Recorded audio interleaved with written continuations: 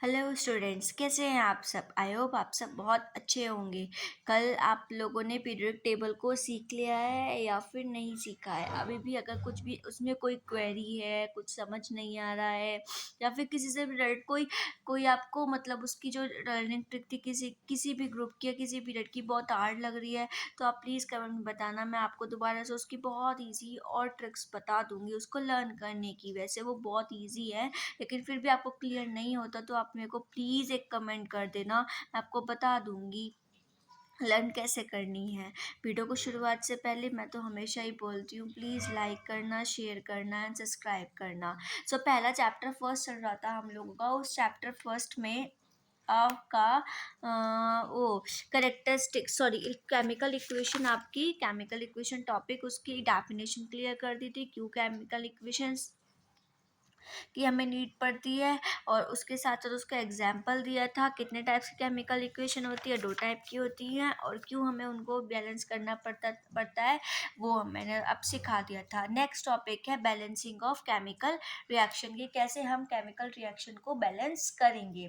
इसके तो बहुत सारे रूल्स हैं, लेकिन उसके साथ साथ आपको एक चीज़ और सीखनी पड़ेगी बैलेंस करने के साथ साथ।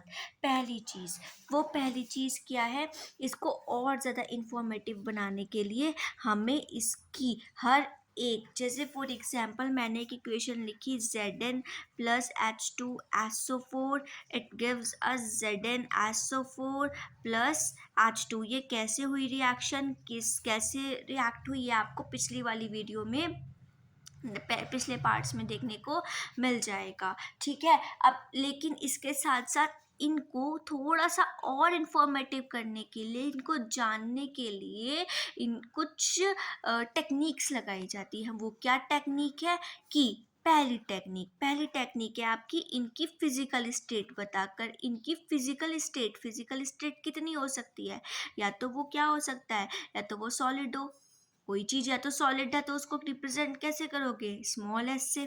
अगर कोई चीज़ लिक्विड है तो आप उसको कैसे रिप्रेजेंट करोगे, स्मॉल एल से। अगर कोई चीज़ एक्वस क्या होता है, एक्वस वो चीज़ होती है जो वाटर और किसी सॉल्यूशन, उसमें क्या एडिड हो, वाटर प्लस कोई सॉल्यूशन, जैसे कि पोटेशियम पर मैग्नेट का सॉल्यूशन KMnO4 का सॉल्यूशन में पानी को मिला दिया जाए, मतलब डिफ्यूज़न वाले जो प्रोडक्ट्स होते हैं उनको एक्वस बोला जाता है। वो एक्वस AQ से रिप्रेजेंट करा जाता है। और अगर कोई चीज़ गैस में है, गैस से रिएक्शन हो रही है, तो उसको हम कैसे रिप्रेजेंट करते हैं, स्मॉल g से। किसे रिप्रेजेंट करते हैं, स्मॉल जी से।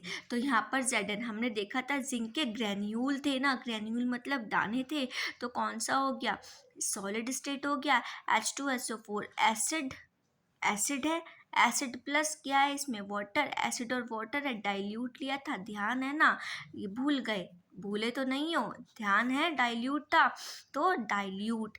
एसिड प्लस वाटर मिलाया किसी भी सॉल्यूशन में, वाटर मिलाते तो वो क्या बन जाती है, एक्वस। तो ये कौन सी स्टेट हो गई, एक्वस। अब इस वाटर और एसिड के मिक्सचर से बनकर सॉलिड में मिक्स होकर ये क्या बन गया, एक तरीके से ये भी एक एक्वस सॉल्यूशन ही बनेगा। इट मीन्स एक्वस और सॉलिड ने मिलाकर इसको भी क्या कर दिया, एक्वस कर दिया। और हाइड्रोजन क्या है, एक गैस है। हाइड्रोजन जो इवॉल्व हो रही है वो एक गैस है।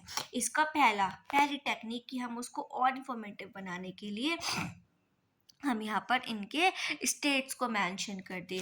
दूसरा क्या है, दूसरा हम ये मेंशन करें कि इसमें हीट चेंज हो रही है या नहीं हो रही है, मतलब हीट इवॉल्व हो रही है या फिर इवॉल्व हो रही है या फिर एब्जॉर्ब। इवॉल्व का मतलब निकल रही है या एब्जॉर्ब हो रही है। तो ये रिएक्शन कौन सी है, जब हम Zn और H2SO4 की रिएक्शन कर रहे थे तो वो कॉनिकल फ्लास्क क्या हो रहा था, प्रोडक्ट के टाइम पे बहुत ज़्यादा हीट हो रहा था।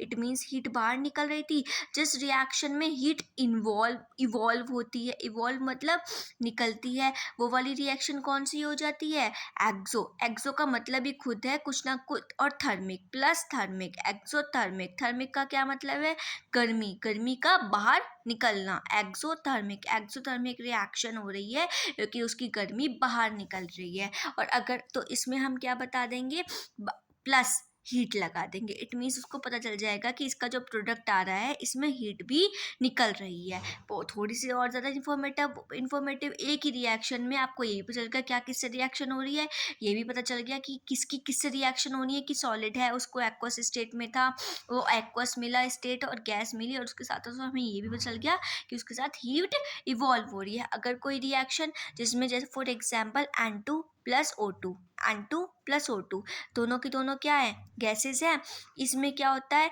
N2 और O2 जब ये दोनों की रिएक्शन होती है तब यहाँ पर क्या होता है, इस जगह पर हीट एब्जॉर्ब की जाती है, किसी से हीट ली जाती है, तब जाकर वो हमें NO2 NO मतलब कि नाइट्रोजन NiTROGEN नाइट्रोजन मोनोऑक्साइड देता है। नाइट्रोजन मोनोऑक्साइड मतलब हीट इसमें एब्जॉर्ब हो रही है। एब्जॉर्ब मतलब ये ले रहा है। एब्जॉर्ब करने का मतलब क्या हो गया, जब कोई भी रिएक्शन में रिएक्टेंट साइड हीट होगी तो वो एंडोथर्मिक रिएक्शन, और अगर किसी रिएक्शन में प्रोडक्ट साइड हीट होगी तो वो एक्सोथर्मिक रिएक्शन। अगर किसी रिएक्शन में हमारे पास हीट जो है वो निकलेगी एक्सोथर्मिक रिएक्शन, हीट लेगा एंडोथर्मिक रिएक्शन। क्लियर है बात? कोई प्रॉब्लम तो नहीं? कोई डाउट हो तो प्लीज़ मेरे को बता देना। प्लीज़, या हीट लिखा हुआ हो या फिर एनर्जी लिखा हो, या तो हीट लिखा हो या फिर एनर्जी लिखा हो, हीट लिखा हो या फिर एनर्जी लिखा हो, इन दोनों में से कुछ भी लिखा हो। यहाँ पर हमारे पास क्या रहेगा, ये एक्सोथर्मिक, ये एंडोथर्मिक। क्लियर है बात? ये हमारे पास ये पता चल गया कि ये क्या है, पूरी की पूरी दूसरी टेक्निक एक तरीके से, कि हमें स्टेट्स पता चल गई इस रिएक्शन की, और हीट इवॉल्व हो रही है या फिर एब्जॉर्ब हो रही है। तीसरा आता है कि कौन सी कंडीशन लग रही है, कि हम उसको हीट दे रहे हैं, उसको गर्म करके काम करा रहे हैं। दूसरी चीज़, गर्म करके नहीं करा रहे, कोई कैटलिस्ट ऐड कर रहे हैं कि रिएक्शन स्लो हो जाए या फिर फास्ट हो जाए, कोई एंजाइम ऐड किया जा रहा है। हीट को ऐड कराओ, हीट कर दोगे उस रिएक्शन में तो साइन क्या आएगा, डेल्टा। एक चीज़ और, किसी चीज़ को गर्म करना, किसी चीज़ में से हीट निकलना, किसी चीज़ को हीट देना, तीनों चीज़ें अलग हैं। हीट देना, हीट किसी चीज़ को गर्म करना, गर्म करने पर इट मीन्स हीट दे रहे हो, कोई ना कोई एनर्जी उसको दी जा रही है, एंडोथर्मिक। हीट निकल रही है उसमें से, उस रिएक्शन में से गर्मी निकल रही है। ये नहीं कि आप उसको हीट कर रहे हो तो गर्मी निकल रही है, ऐसा कुछ नहीं है। उस रिएक्शन में से कुछ कुछ चीज़ें ऐसी होती है, जैसे सोडियम पीस है। सोडियम पीस इतना छोटा होता है, ऑक्सीजन के साथ रिएक्शन करके इतना गर्म हो जाता है वो, कि हम उसको सोडियम पीस को ऐसे पकड़ोगे आपका हाथ जल जाएगा। हाथ जल जाएगा तो आप फिर भागोगे, कहाँ जाए कहाँ जाए कहाँ जाए। इसलिए ये चीज़ ये नहीं है कि हीट देना, हीट लेना और गर्म करना तीनों चीज़ें अलग हैं इस रिएक्शन में। क्या हीट निकल रही है, इट मीन्स क्लियर कर लो इस चीज़ को अपने माइंड में। क्या हीट अगर कहीं से निकल रही है कोई चीज़ रिएक्शन करने के बाद गर्म हो गई, बाहर से उसका वेसल गर्म हो गया, इट मीन्स हीट निकल रही है। कोई चीज़ को रिएक्शन करते टाइम ही वो गर्म हो गई। एक तो चीज़ रिएक्शन करने के बाद गर्म हुई, दूसरी चीज़ रिएक्शन करने के टाइम ही गर्म हो गई, उसको हीट एब्सॉर्ब हो गई उसमें, बिल्कुल वो ठंडा हो गया कंपाउंड। वो क्या नाम है, हीट गई और वो कंपाउंड बिल्कुल ठंडा सुन हो गया, दैट इज द वो एंडोथर्मिक एब्जॉर्ब हो गई। और यहाँ पर क्या नाम है, गरम करके, कोई रिएक्शन गरम करके, जैसे फॉर एग्जांपल हमारे पास एक एग्जांपल है पोटेशियम क्लोरेट, पोटेशियम क्लोरेट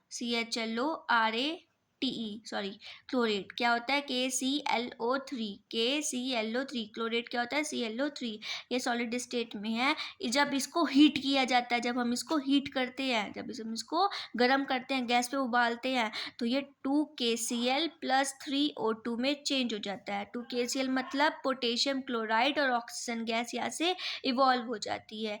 ठीक है, तो इट मीन्स यहाँ पर हमारे पास क्या हीट क्या हुई है, कैटलिस्ट की प्रेजेंस में। कौन सा कैटलिस्ट डाला, MnO2 कैटलिस्ट डाला, तो ये हीट कर, जैसे हमने उसको कर जलाया तो रिएक्शन भी तेज हो गई। कैटलिस्ट का काम होता है तो रिएक्शन को तेज कर दे या फिर स्लो कर दे, तो स्लो हमने तेज वाला रिएक्शन डाला ताकि रिएक्शन तेज हो जाए, और गर्म करा तो यहाँ पे हमारे पास हीट यहाँ पर हमारे पास क्या हो गई, KCl, और O2 में ये KClO3 ये KClO3 MnO2 की वजह से KCl और O2 में टूट गया। क्लियर है ना बात? अब मत क्लियर, अब ये मत सोचना कि क्या नाम है हीट निकल रही है, हीट दे रहा है, हीट ले रहा है, ये सब क्या है।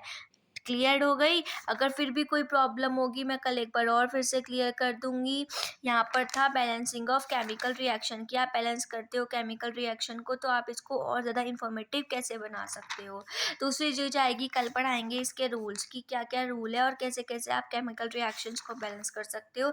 एंड मैं कल आपको कुछ होमवर्क भी दूंगी, जो होमवर्क आप मेरे को कमेंट्स में दिखाएंगे। Okay done. तो कल मिलते हैं टाइप्स, कल मिलते हैं रूल्स के साथ एंड उसके बाद टाइप्स ऑफ केमिकल रिएक्शन। उसमें 5 आपकी हैं, सिर्फ 5 ही हैं, होती तो बहुत सारी हैं लेकिन 5 ही रिएक्शन है आपके आपके कोर्स में, तो वो हम कल कराएंगे आपको। देखो ये वाली है आपके पास 5, 1 minute, I am showing you combination, decomposition, displacement, double displacement, combustion। तो नेक्स्ट combustion में वो ही आ जाएगी ऑक्सीडेशन, combustion छोड़ो ऑक्सीडेशन एंड रिडक्शन आ जाएगी। ये वाली रिएक्शंस हैं, ये बहुत सारी रिएक्शंस होती हैं, ये आपके कोर्स में नहीं है। सो गाइस कैसी लगी आपको वीडियो? अच्छी लगी हो तो प्लीज़ लाइक करना, शेयर करना, सब्सक्राइब करना, प्लीज़ यार कर दिया करो। वीडियो देख के ऐसे ही मत जाया करो। आज हमने क्या पढ़ा है, बैलेंसिंग ऑफ केमिकल इक्वेशन, इसको कैसे इंफॉर्मेटिव बना सकते हैं।